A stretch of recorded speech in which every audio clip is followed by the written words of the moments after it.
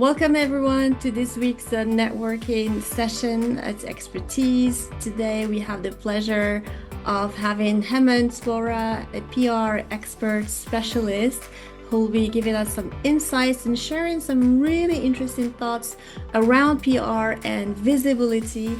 So Hemant, now it's to you. Could you please introduce yourself? And then, let's get started. I think we all want to increase our visibility, grow our businesses, and make more money. Thanks, Safa. No, I mean, Alfredo and some of you. I mean, I join these online sessions once in a while, but we do every other Tuesday. We meet in person in Paris as Expertise, and this is again 1.5 hours. So if you're passing through Paris, please see to it that you schedule your visit in such a way that you can join us in Paris. As for me, I've had I mean, I've run a PR agency for almost 20 years, worked with practically from Walmart to an individual for their PR needs. And I started my career actually in the stock markets. So from there, moved into as an analyst and all, and then moved into PR, full-time PR, and running an agency which still exists. I moved to Paris 7 years back. That's when uh, I did not quit my executive responsibilities at that point in time. I quit my executive responsibilities later on because after COVID, I couldn't go back to Bombay. I moved to Paris in 2019. So that is that. As for PR, actually, if you ask me, there is nothing, nothing to share much on PR. Okay, because all of us know what PR is, all of us. And at some point in time, all of us would have interacted with some sort of PR, and we keep doing that day in, day out. So there's nothing spectacular about it. Okay. What I will share, we'll put it in two parts. What I will share is one, as a PR agency, how I look at clients and what I do with them. Okay. That's the first part. And the second part is that and which I've been, telling Safa that given the fact that the landscape has changed now with everything going digital and content marketing and all of that, uh, there is a need for, because there is already a community. So how does a community get together to support each other when it comes to visibility? Okay. And that is something which is happening, not just, this is not something that we are talking, it is happening because everybody is forming communities and those communities need to, increase the visibility. So first things first, uh, and again, this is something which in my initial first or second session I had spoken about this, that um, when someone calls me an expert, I like it. So I like it when Safa says expert, okay, because somebody is validating that. If I have to call myself an expert, I'm advertising myself. I don't like it. I am not able to do that. I cannot bring myself to say that I'm an expert in so and so things. Okay. That in a nutshell is PR. Okay. So one is somebody is, recommending you, validating, or whatever you want to call it. And the second one is that you're advertising. Okay. So before we get into that, I have a question. How many of you have interacted with a PR agency specifically? For I think Alfredo would have interacted, I'm pretty sure, but interacted with a PR agency, or you've had some experience with a PR agency. And I'd like you to share that experience. What was it? Well, I didn't do it for myself. I did it for the company I was working with. I work in mass consumption. So we implemented several different forms of marketing, and one of them was PR. And in essence, at that time, it was almost 20 years ago, it was more kind of using, at the time, influencers of that time. And unfortunately, we never had to use them in terms of handling crisis, and more about new product launches and contributions the company made to society. That was basically it. It was not. I didn't use them that much.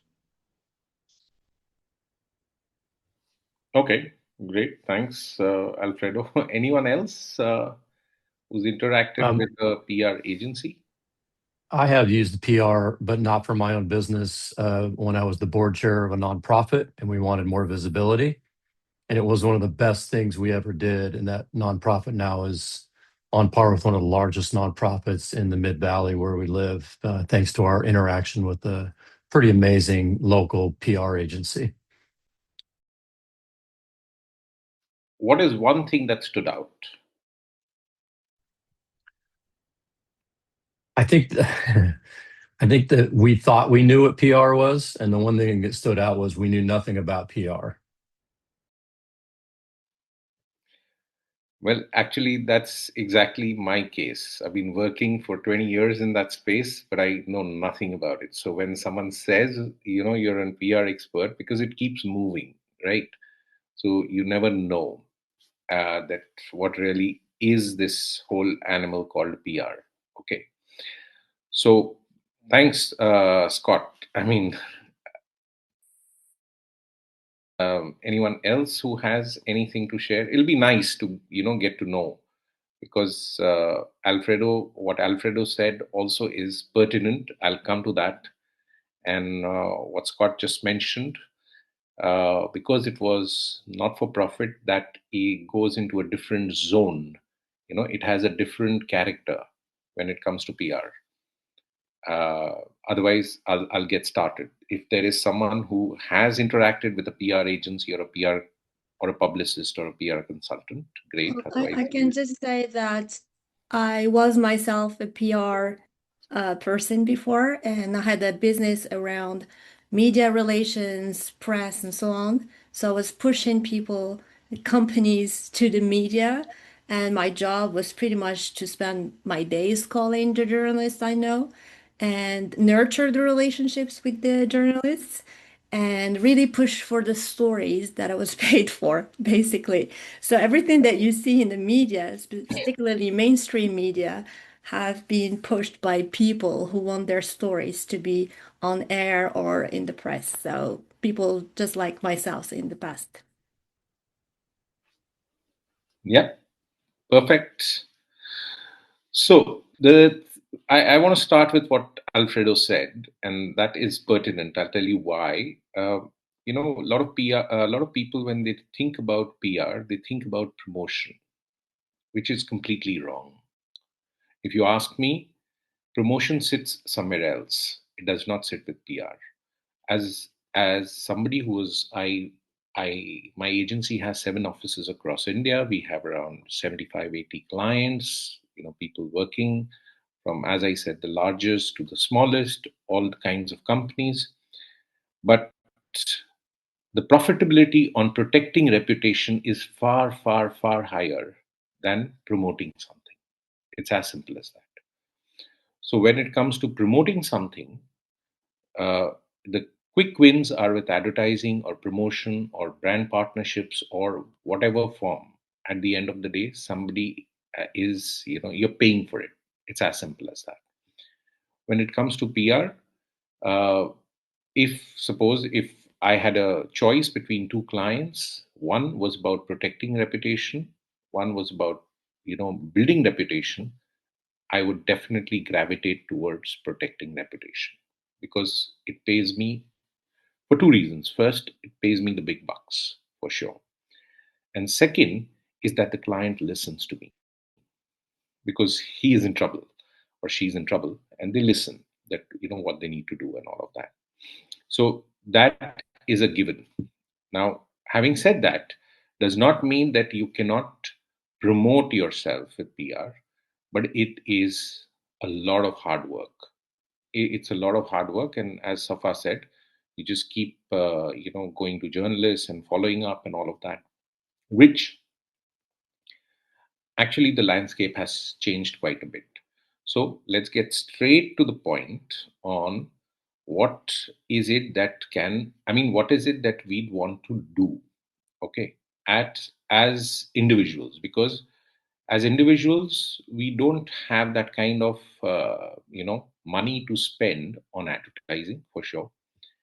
And as individuals, the doing PR for ourselves also is very tough because it requires a lot of time, energy, okay, and we can either spend that time and energy in acquiring a client or being in front of a client, or we can spend that energy and time in front of a journalist or someone who is going to talk about us favorably.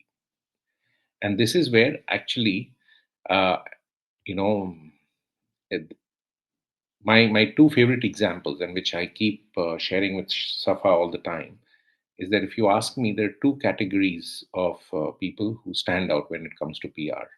One is the politician, you know, and the second one is you call it the god man or the con man. Both are the same. Okay, they know exactly how to go about it. They are the masters at this game. Okay, Gurus, right? gurus, correct. They know exactly what they have to. I mean, how they go about it and all. They have a different playbook altogether. Now um there is a lot of you know mystery around them and all of that, but it's actually very straight and simple. But forget those two categories because we don't belong to them. So we belong to a category. If yeah, Safa is a bit of a guru, yes, and she follows one also. I know that. Sunny, come on. I do follow a guru. Yeah, Yeah. that's true.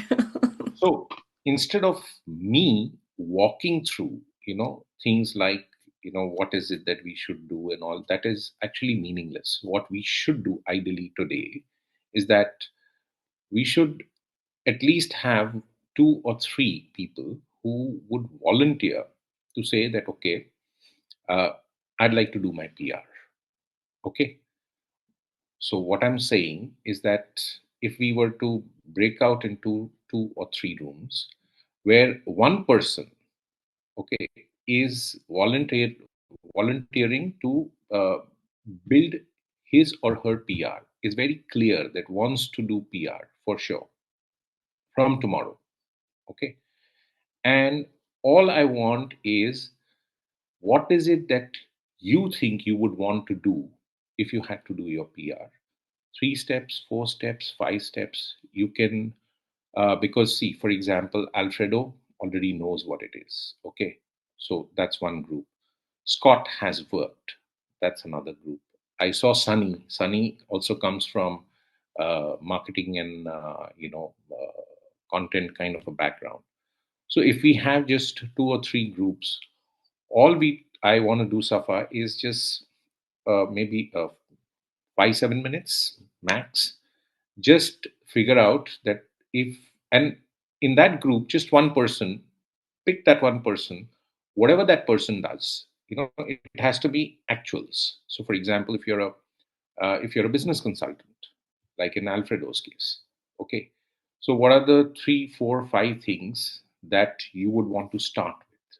And I'm asking you to start with, not the end goal. We are at ground zero, okay. That's why I don't want to talk from 30,000 feet. We talk from ground zero. What is it that you would want to do? How would you build it? Okay. So would that include like social media posting? Can you give us examples Okay. what I'll that give it. entails?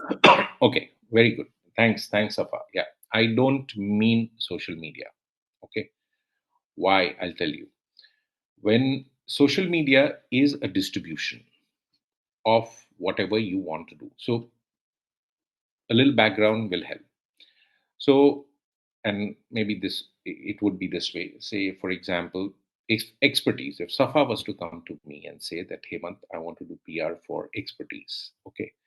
Now, typically, what would I do? I would have, I would say, okay, expertise falls into this kind of business. I know these are the kind of journalists or these are the kind of platforms which normally cover.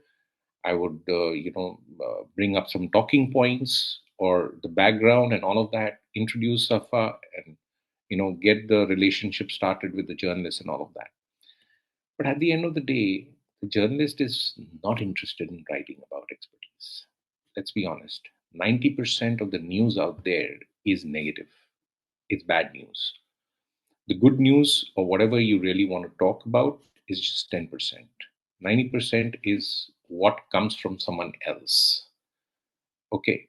So if that is the case, how is it that we can get expertise to be mentioned in the newspapers? Or when I say newspapers, I also mean online media, not social media, not Instagram posts and all, because that is a form of advertising. It's not PR. Social media is not PR. A lot of people confuse social media with PR. Social media is not PR.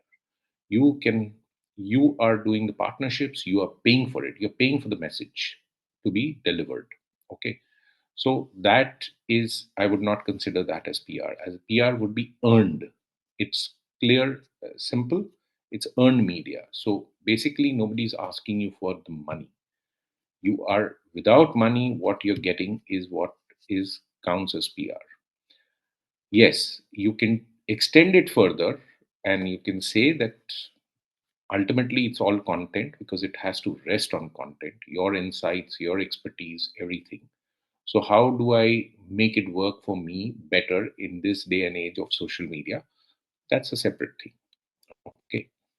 So if I were to start, I would say, Safa, what is it that you can tell me about? So what the journalist would write is what's happening in the environment, not specifically about expertise, unless expertise decides, raises in today's day and time to get covered in a newspaper, properly. She would have to probably raise $5 million in the first round, or some really marquee investors backing her, even if it's 1 million, some big names, backing her.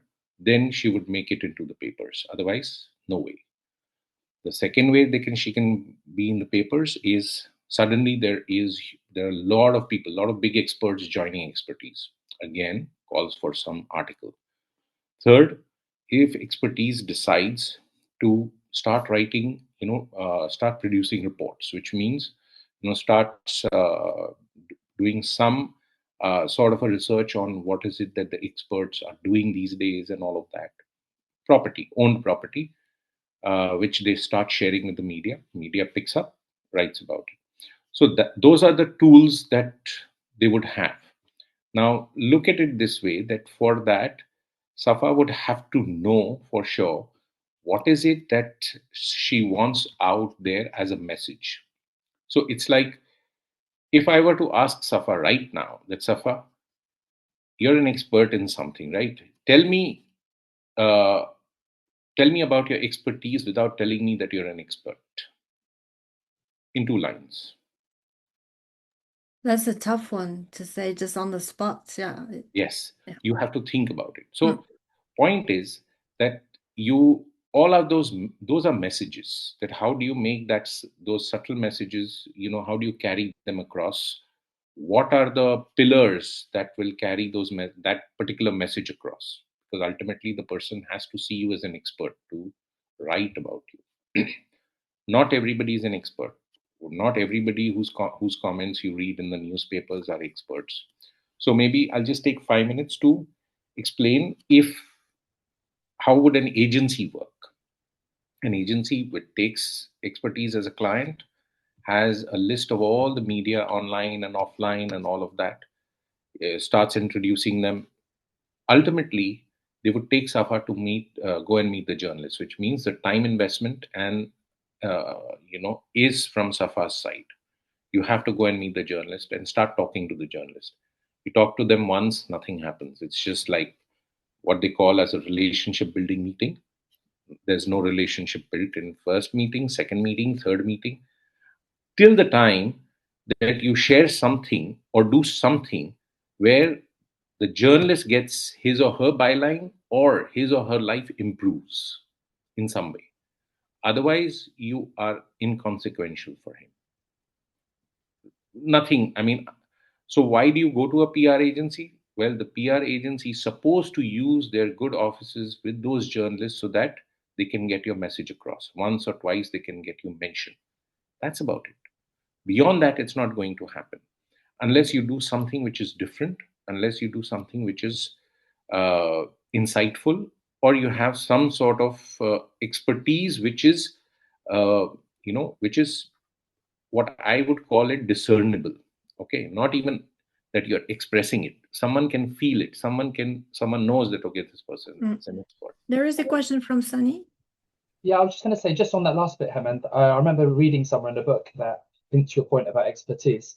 Like you should, when you meet someone, you should try to make an impression where within the first 10 or 15 seconds, maybe the first impressions count. You make the first impressions within the first 30 seconds of meeting someone. But if you can meet someone and within the first 10 or 15 seconds, they can see that I can't remember what it was. It's something like if you're very enthusiastic, you're knowledgeable, as in you're generally knowledgeable, like all around. But then the third one is what we're just talking about now. Like actually, he or she is an expert in a particular area. If you can do that within the first like high energy, good bit of knowledge, and actually show expertise, that I think what you're talking about is really important, like the whole PR piece. But actually, the first moment is what we call moments that matter in change. The first 15, 30, 60 minutes when you meet someone, you can't tell them your whole life story. But like you said, how do you tell someone that you're an expert without telling them that you're an expert? But that has to come through gravitas, through tone of voice, through speed, through energy.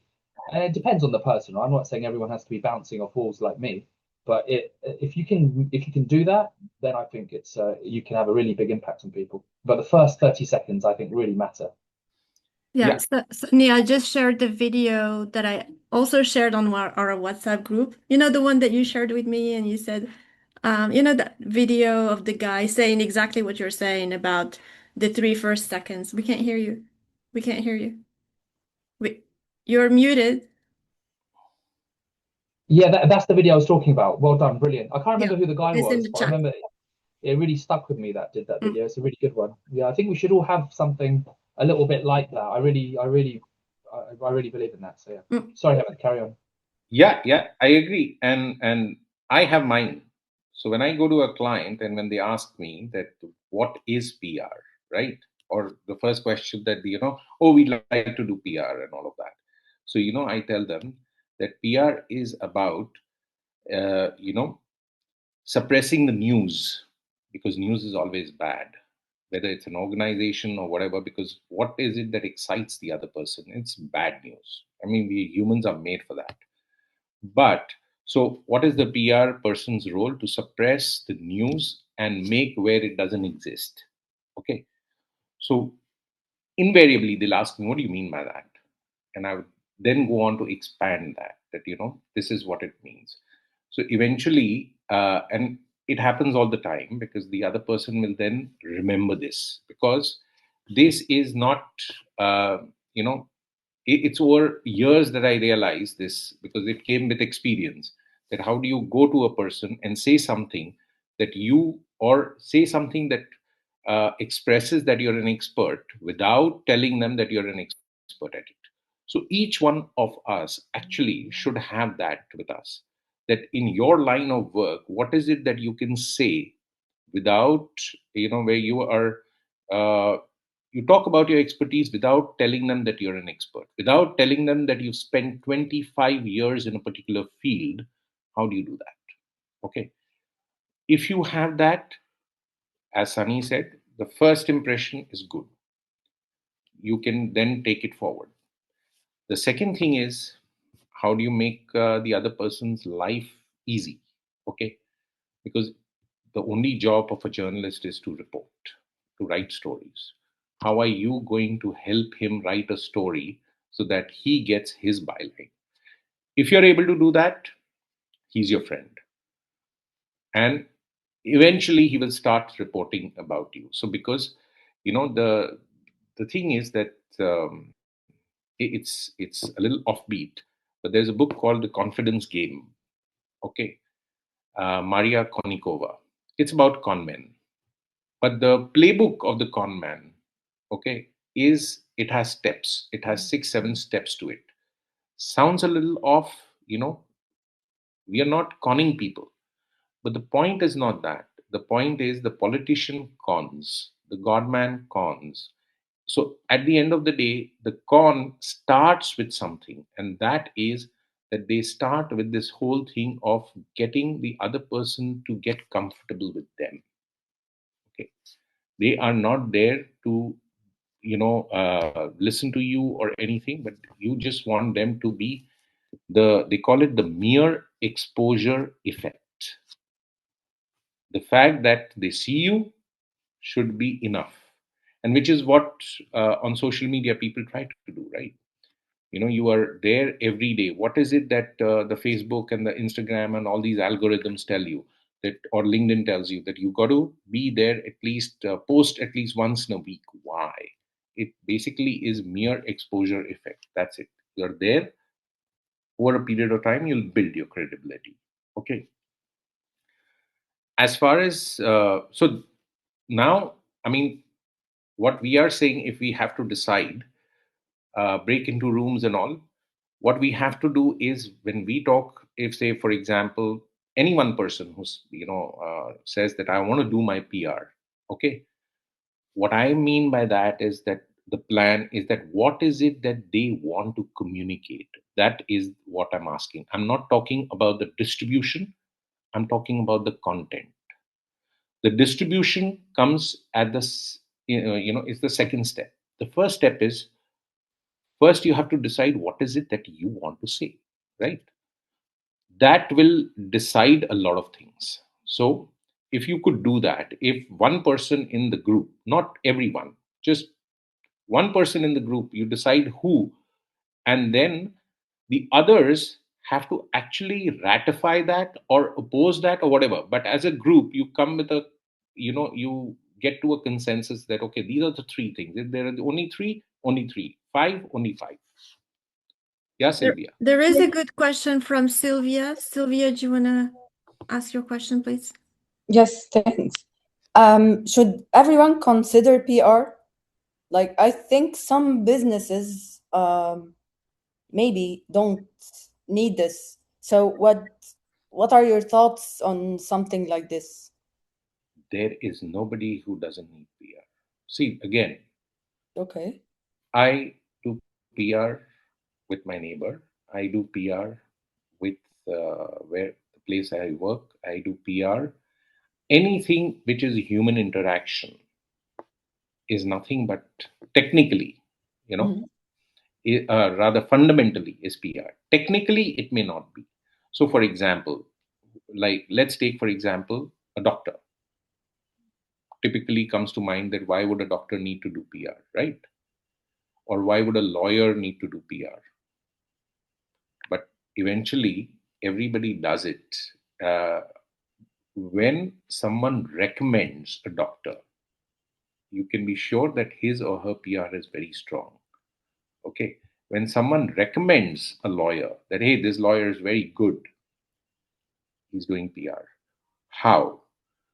A lawyer probably is not talking about all the cases that they've lost. They are talking about building their whole narrative on the good things that they've done, the wins that they've had. And they've impressed their audience in such a way that the audience thinks that this guy is probably one of the best, and this is where you need to go. So the referral or the word of mouth, all of that falls under PR. Now, when people talk about PR, what do they say is that a journalist writing about you in the newspaper, okay, that is what people talk about as PR. But imagine that journalist is not working with the newspaper, Mhm. okay, and if you had to talk to that person, would you talk to that person? No, you wouldn't, because you would want, because you're going there. Why are For you the going? impact or the Exactly. okay. Because he can relay your message across to a lot of people, and the fact that he is saying that you are an expert, or in some way he's talking about you makes others believe that you're an expert at something. So it's to That do with reputation, right? So it's how to build your reputation in your favor, right, Hemant? Yeah. And Yeah. which channels to use? That matters for specific for different businesses or practices. Depends on what is your business, Sylvia. Let's Okay. take for example, what is your business? I'm an HR consultant. Now, see, you're an HR Mhm. consultant. You would say that, okay, we have HR specific magazines and newspaper columns for Mhm. HR. Now, there are loads of stuff on LinkedIn and all of that, right? But at the Mhm. end of the day, how would you, as an HR consultant, who do you want to reach? You want to reach the Mhm. HR heads in organizations, right? Now, the Mhm. HR heads in the organizations will not necessarily read a newspaper where they're talking about HR, correct? Mhm. Because Yes. you are competing with them when it Mhm. comes to the space in the newspapers. They also want their name out there because they want to join some other organization. And Mhm. you are also, talking about the HR practice and all, right? So in this case, when you're a consultant, and that goes for all consultants, all, not just HR consultant, Mhm. very difficult that how do you get your message across, or why is it that the journalist would cover you? He can, and he will, if you Mhm. have the right message. If you know what is it that who ultimately are you trying to reach, and Mhm. who are you competing with. If you know who you're competing with and who you're trying to reach, half you won half the battle. Most of the people don't even know that. Okay. Once you know that, then you start at a point then saying, okay, let's do this step by step. So what happens is all the HR heads in organizations, there are certain topics which are taboo. They can't talk about. They can't talk about their own organization. Mhm. Only the good things they can talk about. They can never talk about the bad things. As far Yes. as the journalist is concerned, he's not Mhm. looking at the good things. So, for example, a IT company lays off 5,000 people. The HR consultant is not going to talk about that. The PR guys are going to handle that. The CEO's office is going to manage that. Mhm. HR consultant you can't even touch the the HR head at that point in time, right? Mhm. Now, you as a HR consultant, if at that point in time were to provide insights to a journalist to say, why is this happening? What do you see? Which are the other places where this could happen potentially? Okay, you've done your job. Because what he will do is, or she will do is, that if suppose you say, oh, you've heard about this, but I think if you look at the pattern, there might be other three of these IT companies which will also face pressure. Okay. Mhm. The moment you go with this message to a journalist, he will not quote you, but you've done your job because you're helping him. Mhm. What he'll do is he'll try to find out. And if he gets a story, you get the brownie points. Next time he'll catch up for coffee with you. Twice that happens, third time he'll quote you. Your job is done. Once you get quoted in a good newspaper, all the other newspapers start following. Oh, this person got quoted? Okay. This person is willing to talk. That is the signal they get. And they know that an ex journalist has quoted this person, which means that they did something to the journalist also. Mhm. So this person is willing to talk and has insights. So the next time you get in touch with that, some other journalist from another newspaper, he is willing to meet you. He will not ask you why, he will just meet you. You have to crack the first one. Mhm. The first is the most difficult. Once you crack one, so that is why I say that mere exposure effect, or going with insights, you don't spread yourself thin. You don't send your message to 50 media guys. Never. Never do that. Mhm. Decide one or two people, you go after them. They will give you something. That's how we do it. If I get you as a client, okay, I will decide who I will pitch you to. Um, Okay. So Hemant, yeah. Thanks. Sorry, Hemant, I was gonna ask you, do you need to have like a strong position or belief to be able to catch the attention of journalists and press? Do you need to like because you mentioned earlier calm people and politicians. And politicians, they're either for or against certain laws. They tend to have like a specific agenda. So whenever journalists, they need like a specific opinion.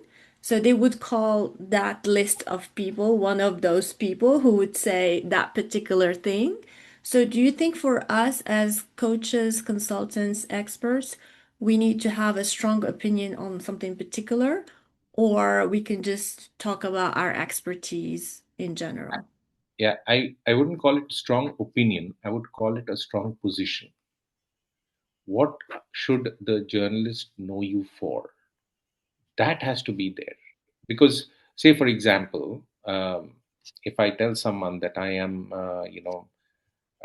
it's like any business, right? If I tell someone that I run a PR agency or I'm a PR person, the next question is that what do you specialize in, or what is it that it can't be everything. The doing PR for a celebrity is different. Doing PR for a CEO of a large fintech is different. They will ask me. So the other person should know your position on, your expertise in a particular area, not your views, because views will change. You don't have to have, politicians keep changing their views all the time. They don't stick to one thing. Never. They don't stick to one thing. And when it comes to politicians and all, why do I say that they see ultimately what do they try to do is they try to build an image for themselves so that they are liked by people, right? That is what they try to do. And what happens is that when you are building bridges with the journalist, you would want to do that. But the second thing when I spoke about, when it comes to a crisis or when you want to protect your reputation, you don't even want to see a journalist. They'll ask you questions, you'll run away from them. Okay, so the thing is, if you were to hire a PR agency as a consultant right now, suppose one of you says that, okay, I want to hire a PR agency, I want to see, even if it's a 3-member PR agency, I want to hire one. Uh, it You will be spending all the time on the road. You will be the one who will be talking. All they will do is point you to a particular journalist or maybe give you a little bit of insights. Okay, that this journalist would like this and all. But where does all the expertise come from? The PR guy doesn't have any expertise. The guys, there are some who would have some expertise. Like most of the, uh, you know, um top PR agencies are run by guys who don't come from a communications background. They come from different backgrounds.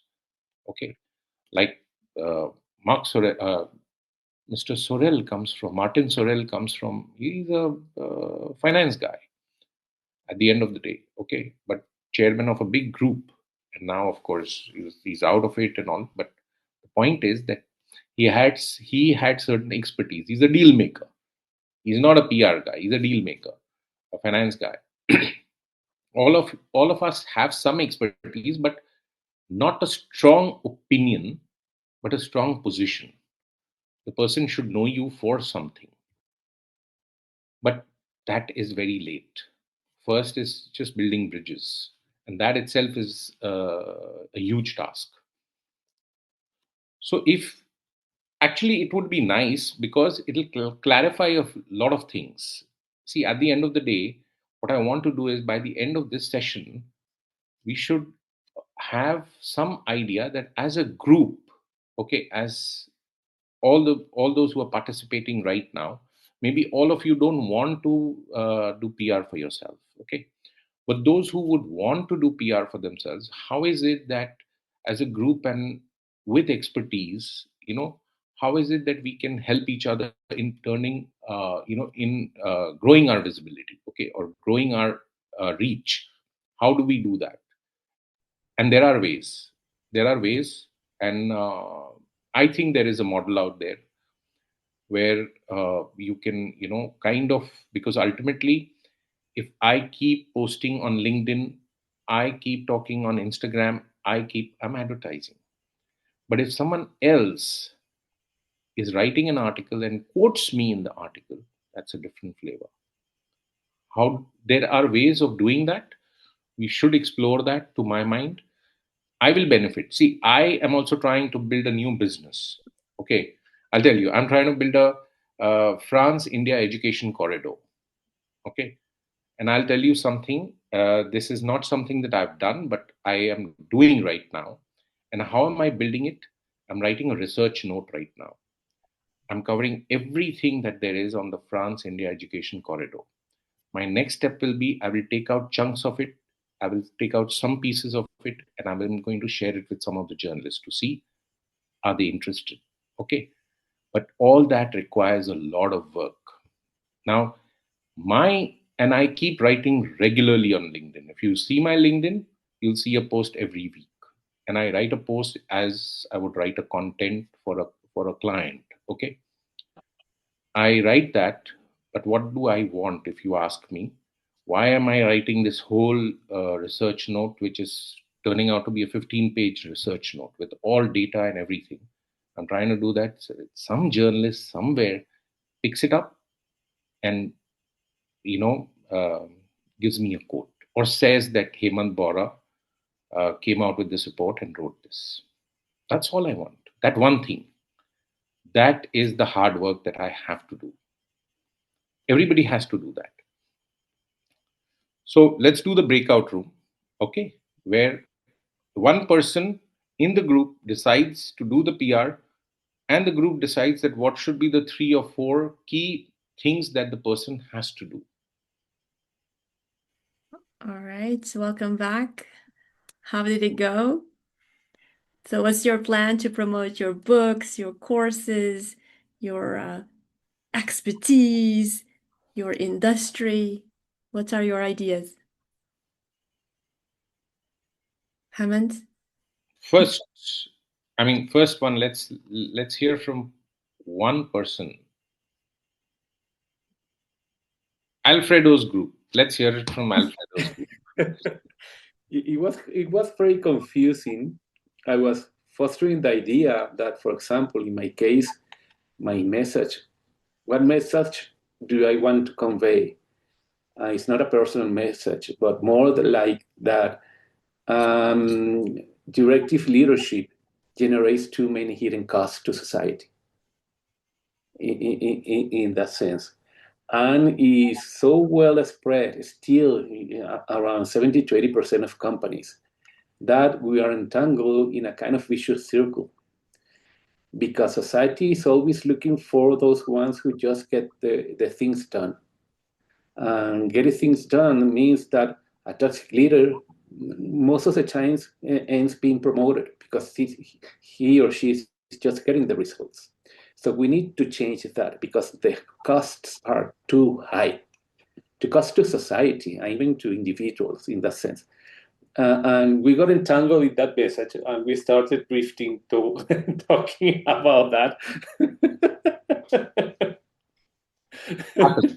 Because that's how you come to the message. Sorry? That's how you come to the message.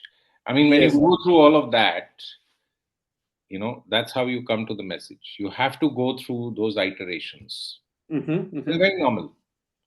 Because we go all over the place and, getting it. So again, that is one advantage when you work with somebody who knows the communication space very well. They will get you back to the point where they say, okay, what is it that you want to say, right? Because ultimately, the guy who is going to take your message to a media person is going to be very clear whether the media person can print this or not. Simple. If he cannot, it goes out. If he can, let's grab it.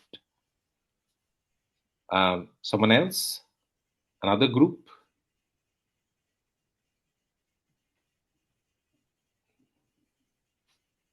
Okay, I'll go. Please go ahead. Sunny, I hope you don't mind. But so we came up with the idea that Sunny would present a very confrontational newspaper article that will explain why certain soccer teams are losing, or a specific soccer team is losing. And the reason is because they're just not a team. They might call themselves a soccer team, but as an organization, there's no team. Anyway, but the what makes it attractive is it's confrontational, and yeah, you can have some fun with that. That's Yeah, it. good summary. Okay. Sorry, Sunny. Yeah, I'm just saying that's a good summary, really good, yeah. So we were talking about how we're addressing a very specific problem in a major industry where we think we've got a solution to what that problem is.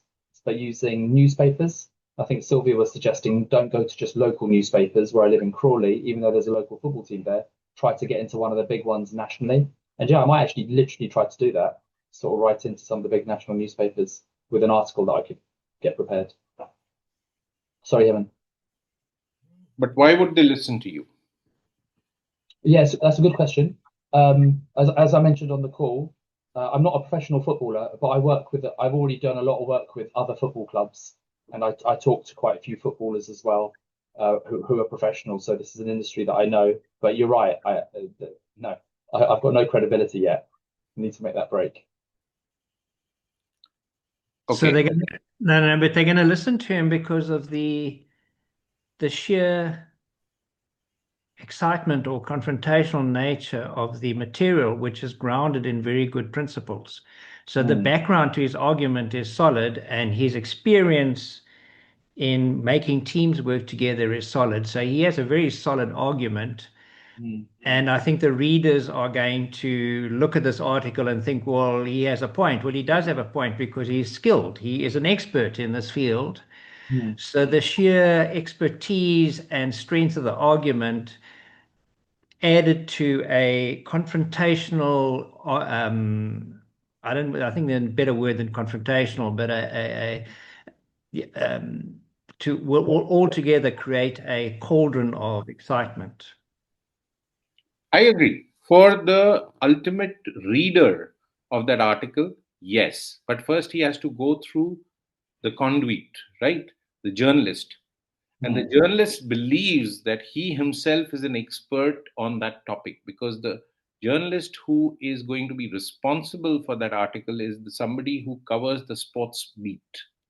So he is the one who is going to get that article into the newspaper. Now, imagine going to a sports journalist and talking all this. He's going to ask you, where are you going? Where are you coming from? Because he would have been covering sports for 10 years, 15 years.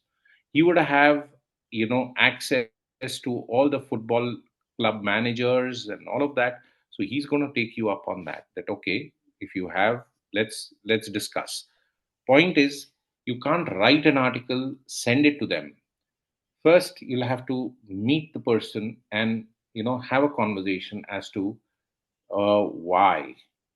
Why is it that you are good enough to have this chat with him? Okay, he has to start liking you. You have to at least. So, for example, in your case, you say that you worked with a lot of football clubs. Okay, so if you approach a journalist, you have to first, share your experience a little bit. Say that, oh, I was working with this football club and this is what happened and this is what happened, and some insights, some tidbits.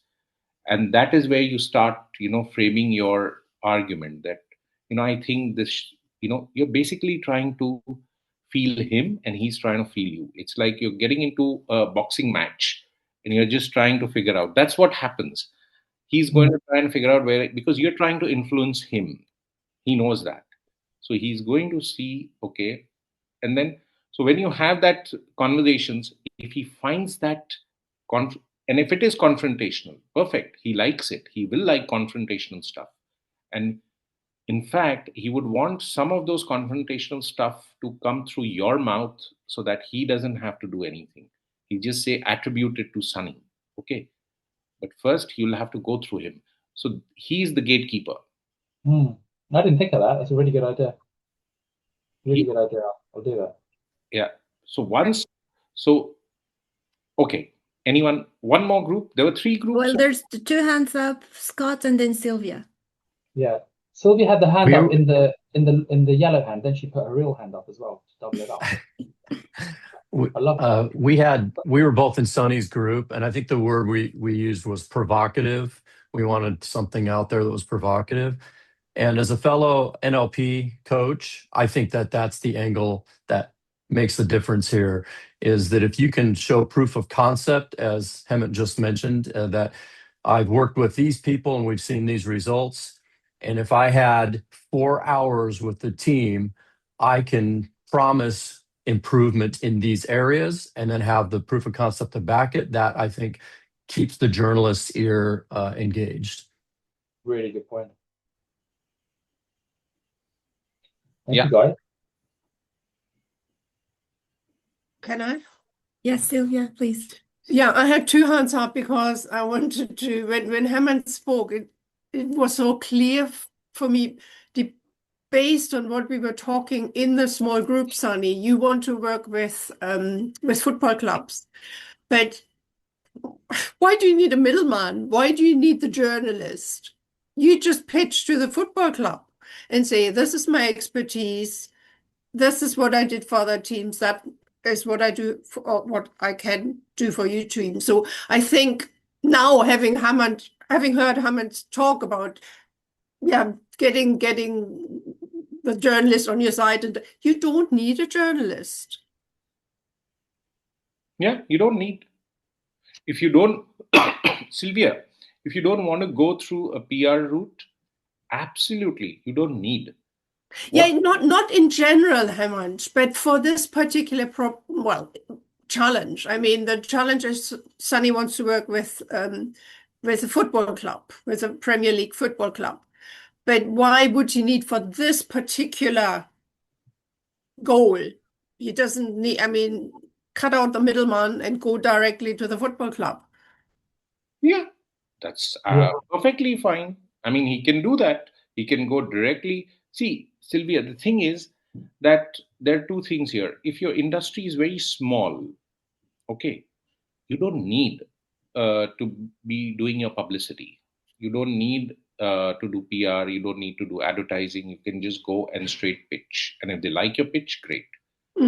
If you're not in a very small industry, okay, that is when you have to resort to some sort of communication.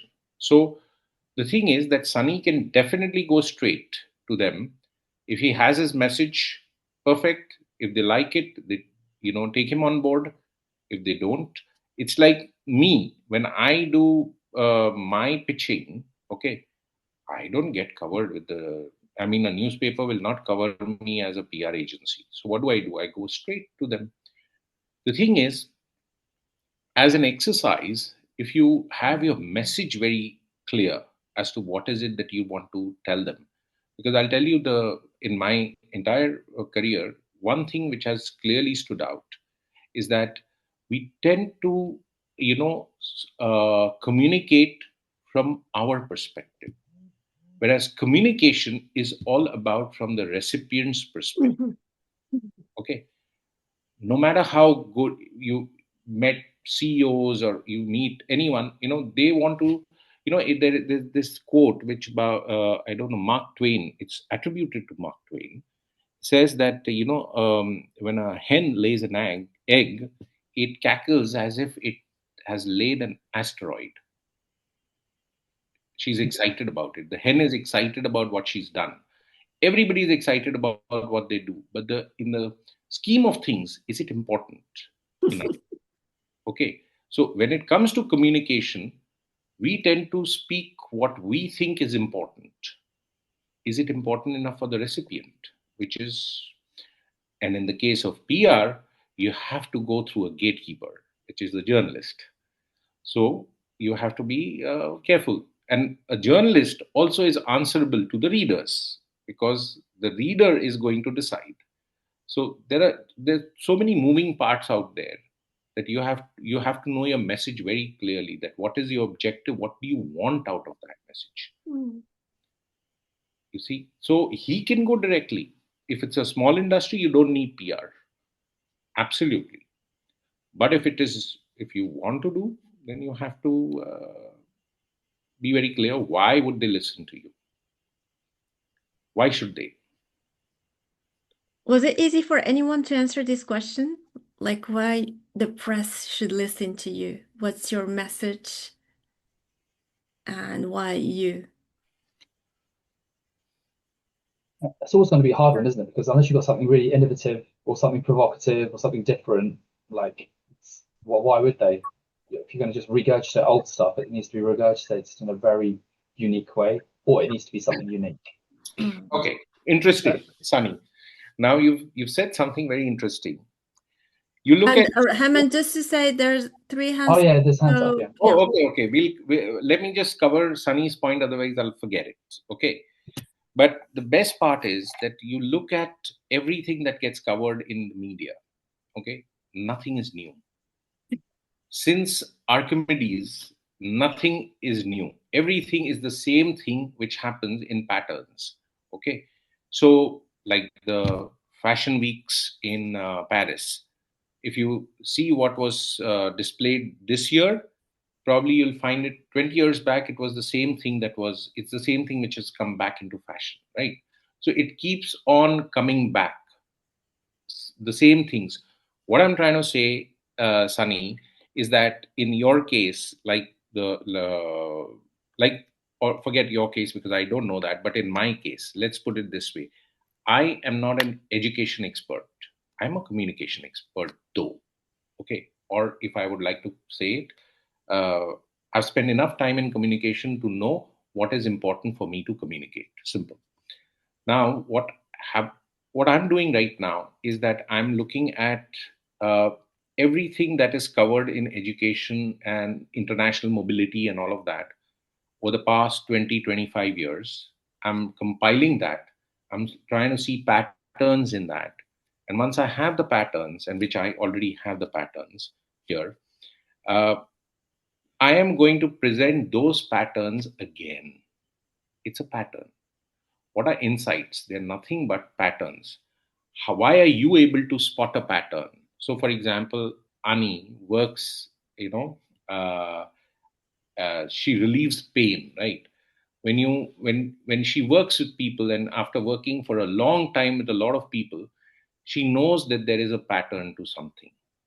So once those patterns, if she threads together a narrative which only she can, because she's seen those patterns, people outside don't see those patterns.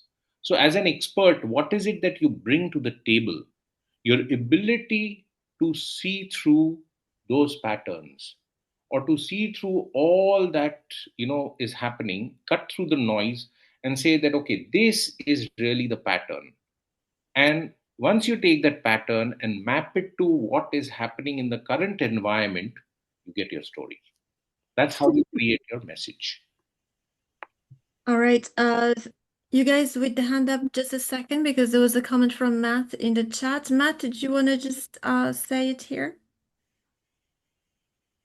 Can you share a bit about your question? Yeah, it was just kind of curiosity, really. It was like an album that I bought a long time ago. It was called Jurassic Shift, and I don't think the band actually realised that a film had been released called Jurassic Park a similar time, and people went kind of mad buying this album Jurassic Shift, maybe thinking it was related to the film. That is just something around curiosity, really. Whether that's related to PR, I'm not sure. I could be. I mean, a lot of people try to ride on, something that is happening in the environment. That is the most. Uh, those are the low-hanging fruits. Okay. Like, for example, I was reading this article. Interesting. They said that these days the Gen Z don't are the numbers are out. The alcohol sales are dipping. Wine, alcohol, everything, beer, everything. The sales are dipping which means that people are not drinking. The cigarette sales are going down. Wonderful. And everything is going down, right? The addiction bit. But the point is that the screen time has exploded. So basically, what the guy said is that we have, you know, we are going away from one kind of addiction to the other kind. But the sentence that stayed with me, the way he framed it, okay, he said that neck below the addiction is going down and neck above it is increasing. Now you decide whether is it a good thing or bad thing. You've given up one addiction for the other, like, and there were some stats out there. So these are the kind of things, and that guy who wrote that was able to see through all of that, and in a few sentences was able to communicate so uh, uh, nicely something which stayed with me. I read that article and it just stayed with me. Wow, this is a way to. So that is making sense of something which is happening all around us. We also see it. We know that the amount of people, the number of people visiting psychologists and psychiatrists and all are growing, and all of that. We know that depression is real today, but are we able to frame it? So if you're able to frame it, then there is something that people would want to listen to you. That's what I say. That's what I say. That tell me that you about your expertise without telling me that you're an expert. Can you just repeat how they framed it, please? I didn't quite catch it. So what he said is that neck below, okay, the addictions that were impacting us neck below are going down, whereas the addiction which is impacting us above the neck, Okay. exploding. Yeah, thank you. Yeah. All right, Sylvia, and then Alfredo, please. Oh, okay. So I think I sent it here because sometimes I forget.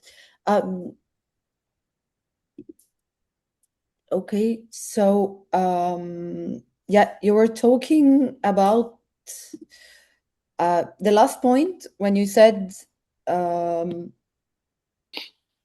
someone was saying yeah, the accidental thing. I had this question because everyone keeps saying bad publicity is still good publicity. So what do you think when someone says something like that, or actually they kind of try to turn bad news to their interests? It is good. Any publicity is good publicity, provided you It know affects how to your use it. credibility or your business in a way. See, you should know how to use it. Okay. Know how to use it. So a lot of people, when they say, right, that, oh, this businessman has 9 lives, okay, or this person was down and out but he came back, and all of that, right? Basically what they say is that they went through some trouble. They were probably all over the place, but they made a comeback. Okay, and when they made a comeback, they used that Uh-huh. the fact that they were in trouble and how they got out of it. Look at the social media posts today. Okay, a lot of people will tell you that, oh, I went through this trauma and I went through this and I went through that, and they would have got some bad publicity at that time, or they're trying to create an impression of bad things. You get it? So But I'll tell you an example. Actually, there's a doctor now in Egypt. He's a physician. He's a people doctor, and he started talking about very weird stuff. Like if you want to be healthy, you have to eat every day like 125 grams of sugar, and cucumber is bad for you. Fruits are bad for you. Stop eating fruits. Start smoking. And actually, people follow his teachings, and everyone's like, but something terrible happened. He died. He died. So after um, having these tens of videos educating people about these things, because he wanted to build a name for himself over social media in a way, and he wanted to be to create like uh, even bad press is good for him. So some people do this, but after he died, everyone just remembers the bad experience and the bad um, advice he kept giving people for the past couple of months. So it's so sad. So it got me thinking about how we have to take care about what we just let other people get from us. Um, what our message is, what the causes are, why we do this in the first place. So um, we avoid something like this happening again. So this is my opinion on this. No, so that is not bad news. It's influence. And influence, if you want to read all about influence, then there's only one book which I would always recommend. It's Yeah, Robert I mean, Cialdini's book. he kept saying these things to get more clients or patients, and he was overbooked for months as a doctor. So Yeah, it's influence he's built, and that's a he separate. played, It's a different. he played it well, but it backfired big time. So that's all I'm saying. What's the book, Hemant? It's it's called The Art of Persuasion. Robert Mhm. Cialdini. It's his book, which is an all-time great. I mean, most of the people who would be in the PR industry would have read that book. Okay. Advertising guys, definitely. All right. I'm just conscious of time. We're 8 minutes close to the end of today's session. Alfredo, please. I think Sylvia, true, you had your hand up. Or Yes, Alfredo uh, first. uh, I'll be quick. I just want to add and support what Herman was saying. Journalists are experts in framing the message, but they also own the distribution channel. They are the gatekeepers. So if you want to go along, it will take probably much more time than going through a journalist, a PR agent, and so on. And there are also what we used to call the leaders of opinion sometimes. Today we might call them the influencers. But in reality, how can we bypass them? That might take a lot of time and effort. Yes, so that is what I wanted to actually discuss. I think there is a way, to my mind, there is a way, and there is that way of building a community Mm-hmm. where we don't rely on outsiders to validate us. Okay, as a group, we can do that for ourselves. See, at the end of the day, how do the algorithms work, or how do the articles and all of that, how they work? So for example, what I mean by that is, if I had to give you a simple example, if there was something that I would have started as a newspaper, as an online blog, to start with, just a blog, and every time I pick a topic that is going on in the environment right now, okay, there are so many things which keep going on in the environment, and every time when I write on that, there is a little background and all of that, and I take one or two experts from expertise and get them quoted there, you know and you do that every 15 days. Okay, every time a different topic, a different expert, different topic, different expert. What happens after 6 months, 1 year, 2 years? You build your visibility, maybe on just one platform, but there is a chain effect.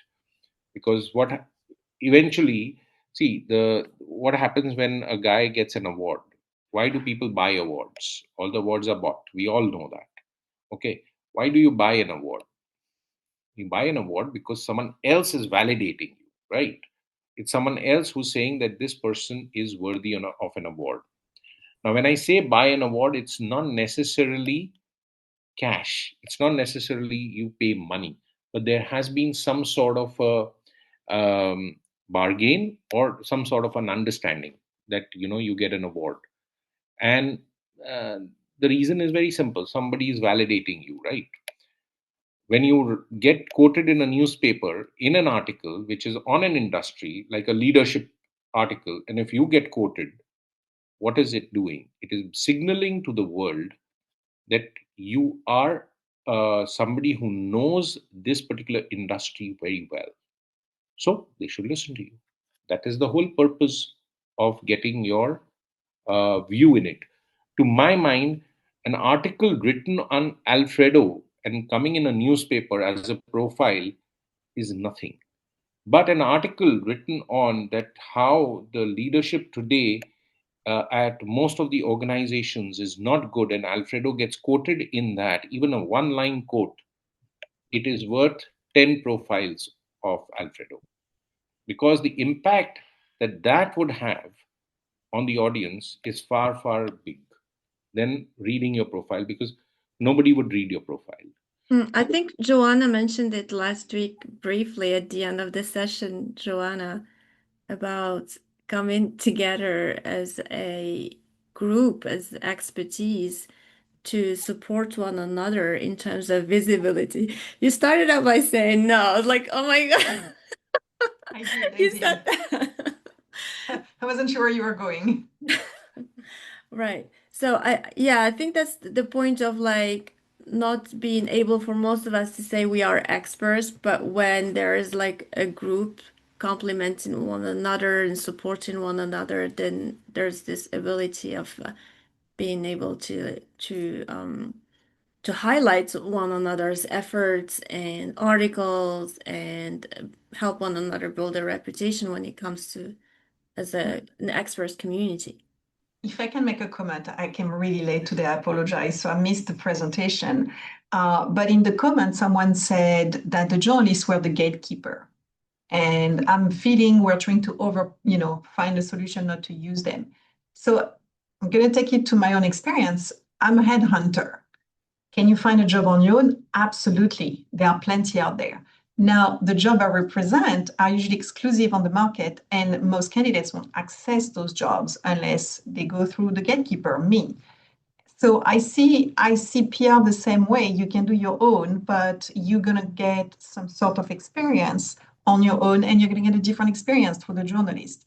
And then we have the group community. I just see that as overall like holistic approach to putting ourselves out there. Like I don't think one is better than the other.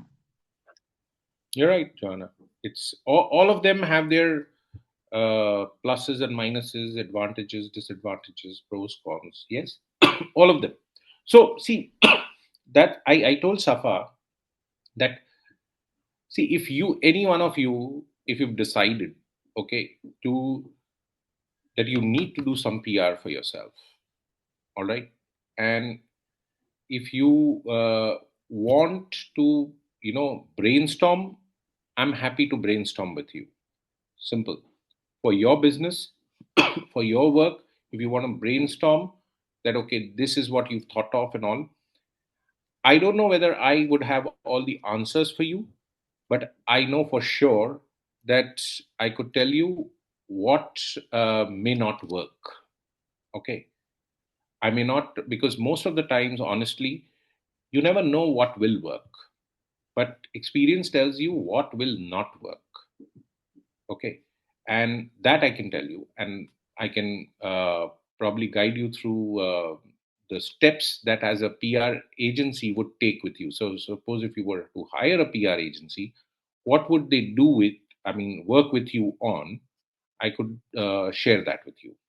So if you have any of, I mean, any one of you wants to do that, more than happy. Because as I said earlier, expertise is as much as my baby, because we've been, Safa and I've been doing all these Paris sessions. I With like to think Pierrick, by the way, he's here. Hi, Pierrick. Eric said he'll be Hi, late. hi, Safa. So if you'd want, more than happy to do that. Okay, because now I teach at a university, and now the summer is starting, so I have time on hand. And Wonderful, wonderful, Hemant. That's a cool invitation. You guys take this opportunity and contact Hemant. Leave your details, Hemant, in the chat. And do you guys have, because we're coming to an end of the session, any last questions before we leave for Hemant or in PR in general? I must say that you can type in ChatGPT and ChatGPT is able to generate a whole PR plan for you, but the execution is something different. Like working with journalists, building your reputation is a long-term job. And like I said at the beginning of the session, I was doing that as my full-time job in the past, and it is really a job of its own. So it's going to definitely stray you away from your expertise. Thank you so much, Hemant, for today. That was insightful. So we never really discuss PR. We generally talk about visibility, we talk about social media and so on, but PR is a different approach. So what would be the takeaway from today's session? Yes, for Scott, me, please. Well, I was just applauding, but I will Oh. chime in since you called me. Sorry, I thought it was the hand up. And that's okay. I really loved I love the insight, Hemant, and I love the differentiation you made between influencer and PR. I think that's really important in today's world. And I really enjoyed our small group conversation. It was very insightful. Great. Thank you so much, Scott. Always encouraging words from you. Thank you. Alfredo, please. Yes, I will use something that comes from marketing, is that you need to have a message, a unique, it's kind of unique selling proposition, something that differentiates you in those terms. Oh, Yeah. good. Yeah, that's definitely food for thought. And you know, the question you asked me, Hemant, at the beginning.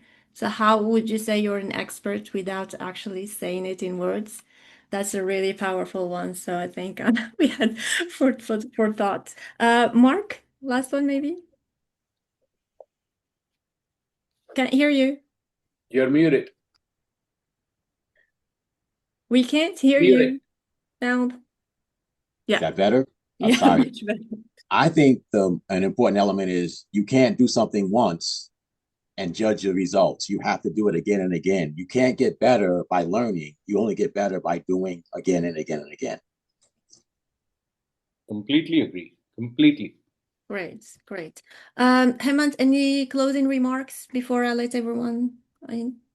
No, not. I mean, the only closing remark I would say is that one question that you have to, what Sunny had also mentioned, is that you need to have your signature, and your signature is what you, when you start off or somewhere when you communicate, a person should understand that you're an expert without you telling them that you're an expert. Now, that can be, and I gave you one or two examples which I came across recently.